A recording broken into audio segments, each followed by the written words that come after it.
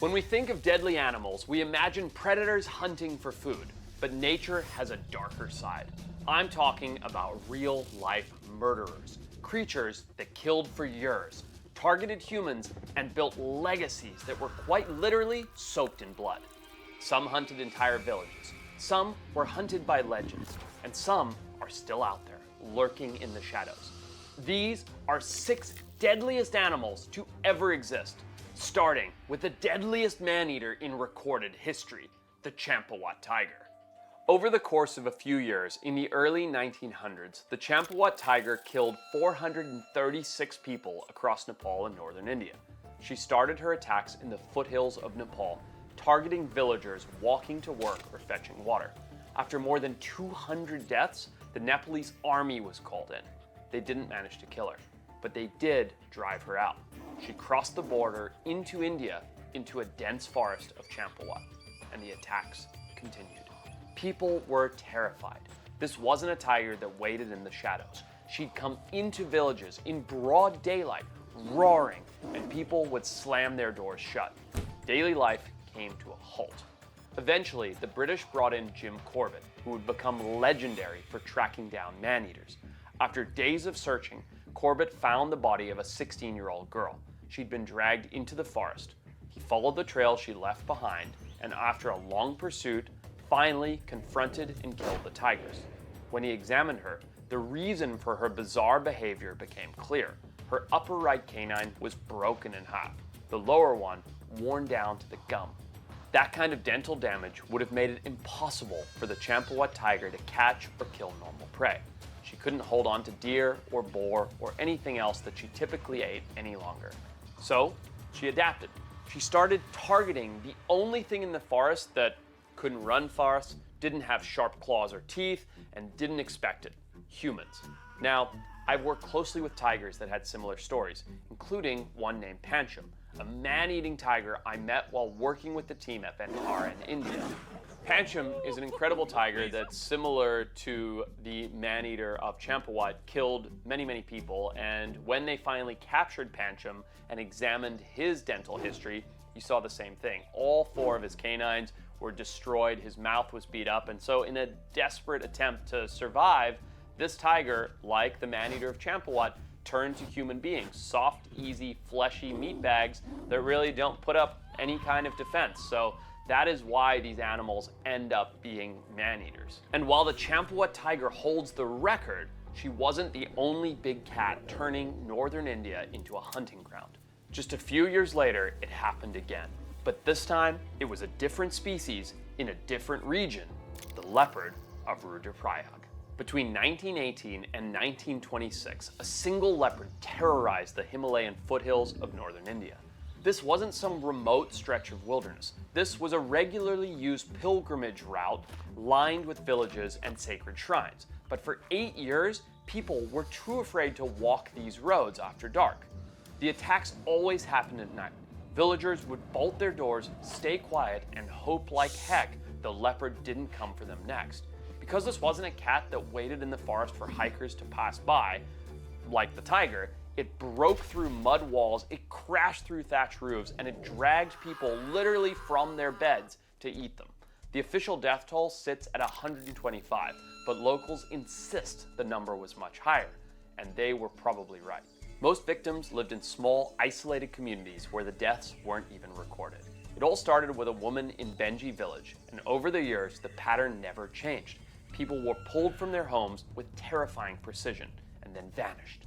Search parties found blood trails, pieces of clothing, bones, all kinds of things, but they never found the leopard. The colonial government tried everything: traps, poison, patrols, even armed Gurkha soldiers. It avoided them all. Eventually, the famous Jim Corbett was called in, the same hunter who brought down the Champawat tiger. And even he said that this leopard was the most elusive, the most intelligent predator that he'd ever gone up against.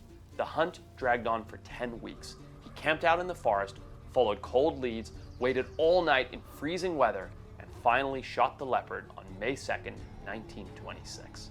It was a large male, around 7.5 feet long, in good health, no disease, no signs of old age or injury. So why had it turned to people? Corbett believe the answer went back to the 1918 flu pandemic. Entire villages were overwhelmed. There weren't enough people to bury the dead, and for months, human corpses lay out in the open. The leopard, likely still young, learned that humans were an easy meal, and when the pandemic passed and the bodies disappeared, the leopard didn't forget. Next up, a story that's been whispered for decades along the Ruzizi River and the northern shores of Lake Tanganyika in Africa. A story about a crocodile unlike any other. His name, Gustav. Now, Gustav isn't your average Nile croc. He's a monster, believed to be around 70 years old and still growing. Some say he's over 20 feet long, which would make him over 2,000 pounds.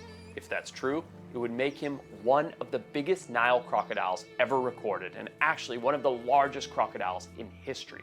He was first documented in the 90s by a French herpetologist named Patrice Fay, but the local people, they'd been living in fear of Gustav long before that, and with good reason. Gustav is rumored to have killed over 200 people. Some say the number is closer to 300. The real number? Who knows?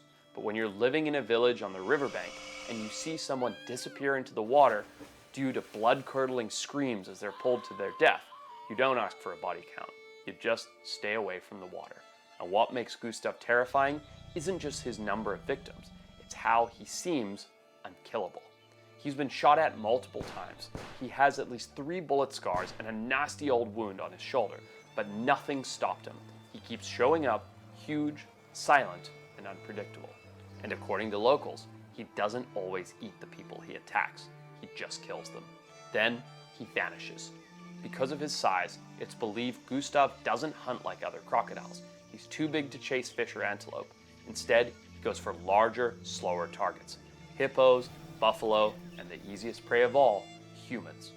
In the early 2000s, a National Geographic team built a 30-foot-long custom steel trap just for him. They baited it with rotten meat, even live animals, set up infrared cameras, everything. But Gustav never took the bait. Smaller crocs wandered in, Gustav didn't. In one last attempt, they placed a live goat inside the cage. That night, a storm rolled in, knocked out the camera. By morning, the goat was gone, the trap was damaged, and Gustav, nowhere to be found. Maybe Gustav's dead, but maybe not.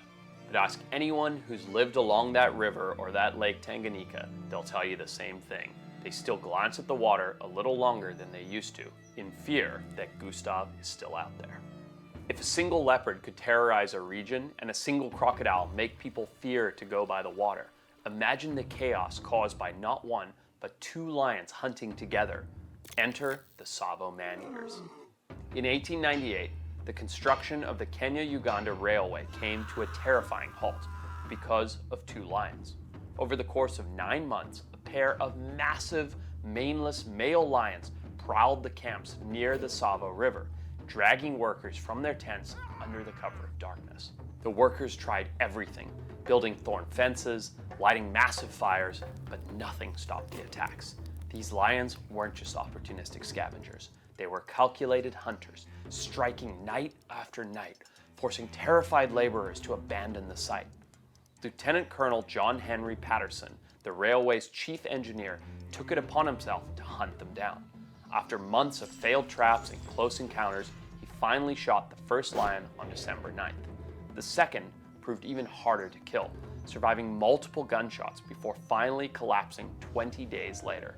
But how many people did these lions actually kill?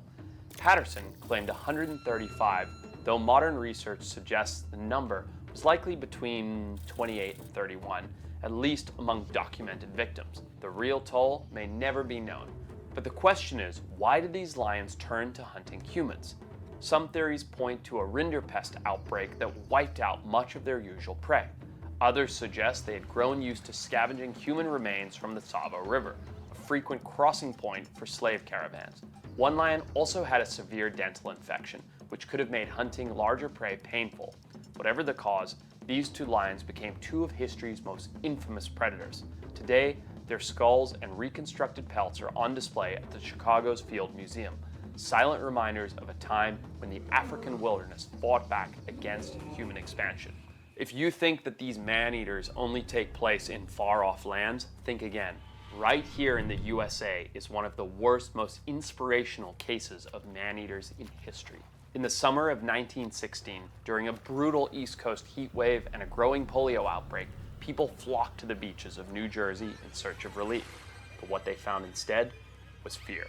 Over the course of just 12 days, a series of shark attacks would leave 5 people bitten, 4 of them dead, and the entire country in shock. It started on July 1st in Beach Haven. A 25-year-old man named Charles Van Zant went for a swim before dinner and never made it back. Still, many dismissed it, a freak accident, maybe not even a shark. But 5 days later, it happened again. This time in Spring Lake, another young man, Charles Bruder, was swimming offshore when he was attacked. Lifeguards pulled him into a boat, but the damage was done.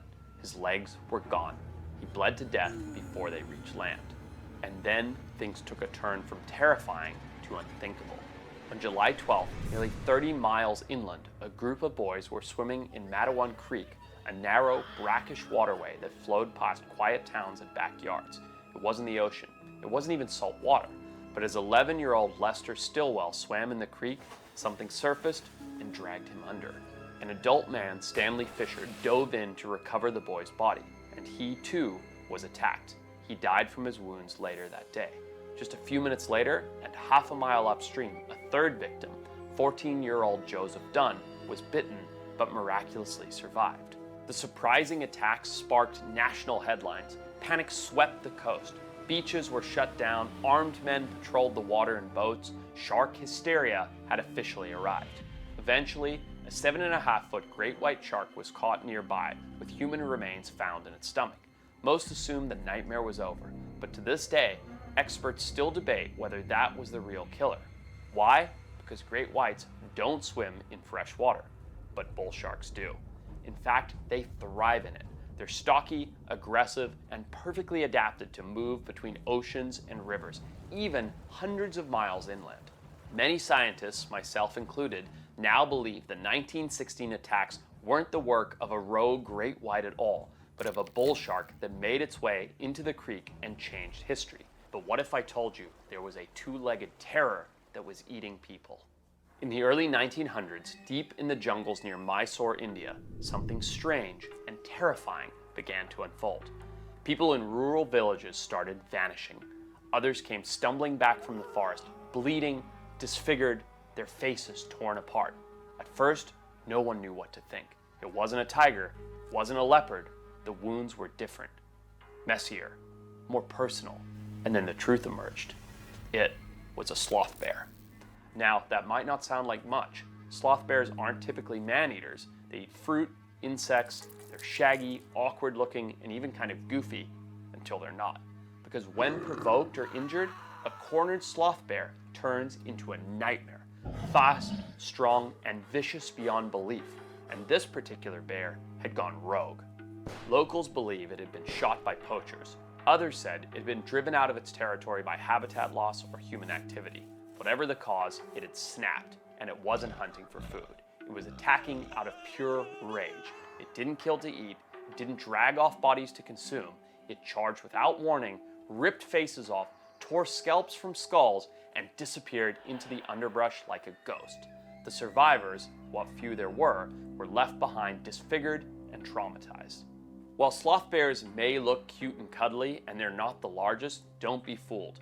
Any bear that needs to live alongside tigers and protect its young from tiger predation has to be all about being aggressive. At least 12 people were killed. Dozens more were maimed. And the villagers, they called it the devil bear. People stopped going into the forest. Farmers left crops to rot. The fear was real, and it was spreading. Eventually, the British authorities called in a legendary hunter named Kenneth Anderson, and he was no stranger to rogue animals. But this case was different. He tracked the bear through the dense forest, followed its trail of destruction, and finally confronted it in a heart-pounding encounter deep in the woods.